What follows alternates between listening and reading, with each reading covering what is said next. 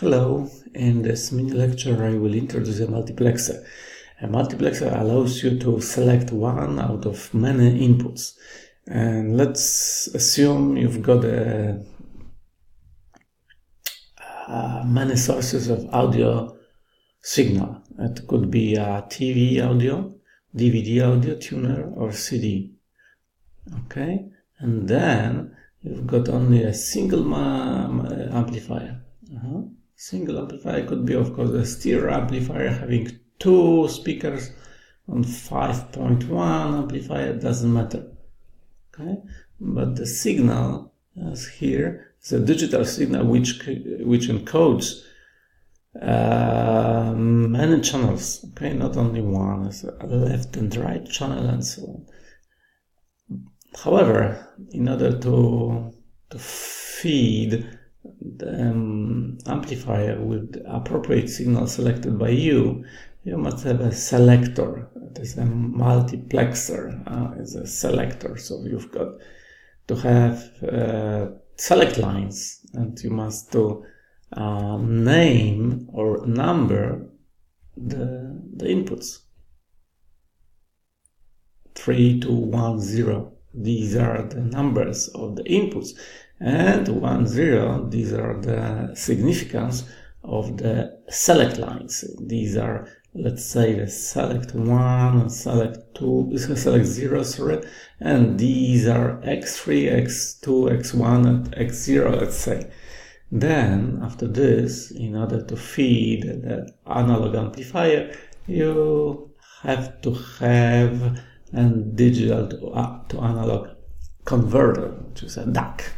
And then, yes, and we are currently interested in this element, okay, which is a digital element, which is called multiplexer, and its operation can be described using a short table, having only two inputs, S1 and S0. I intentionally omit these inputs, okay, in order to have a shortened table. Okay, 0, 0, 0, 1, 1, 0, and 1, 1. These are all the possibilities for digital signals for S1 and 0, and Y is the output of the multiplexer. And of course, if you put 0, 0 on the select lines, you select 0 input. Okay, 0 inputs, let's call it X0, which is a CD. And so on, X1, X2, and X3. So X3 is, as you can see, TV audio. Here you've got DVD audio, and here you've got the tuner. And how to get it, how to design it.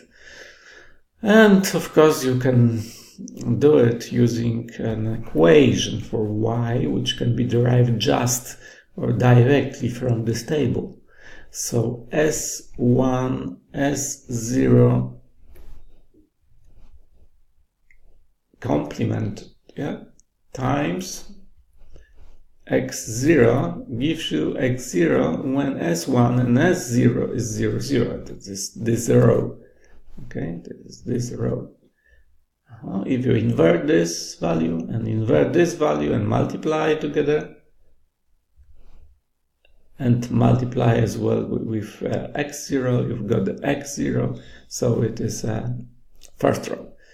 If you have different values of S1 and 0, this will disappear, equals 1 only when S1, S0 equals 0, 0. Okay? In other cases, it will be 0. So it doesn't matter for the addition, logical addition. So next, you can freely derive the second row.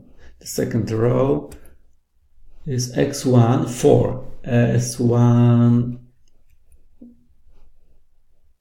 inverted and S0 affirmative without inversion. You've got for this product, you get a 1, logical 1, and then you must multiply it by x1. Okay, and so on. S1, S0 inverted times x2 plus S1, S0 without any inversion times x3. So this is an equation, this is the Boolean expression for y. So now we can derive the logical diagram using gates. So you've got S1. You need not S1 as well. You've got S0. You need not S0 here. Okay, S1, not S1, S0, not S0. And you can see NAND gate, AND gate, and AND gate. And then you must sum these outputs using a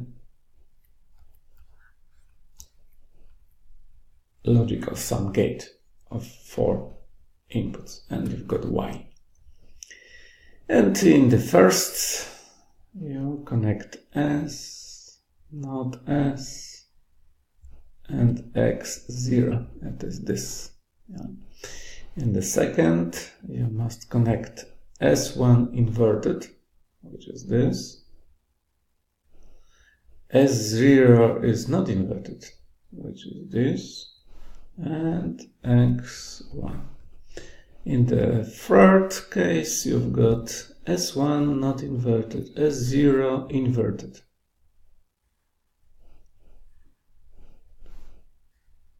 And x2. And x3 is connected to the fourth gate, and you must connect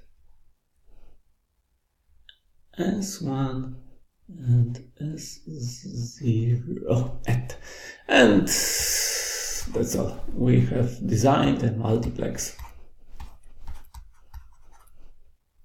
Okay, try at home, try to express y using something like this, product of sums, not sum of products. Yes? There will be 4 sums which must be multiplied to get the same device, multiplexer, expressed in a different way. And of course, the next step here is to express this with using NANDs only, plus NOTs. Thank you very much.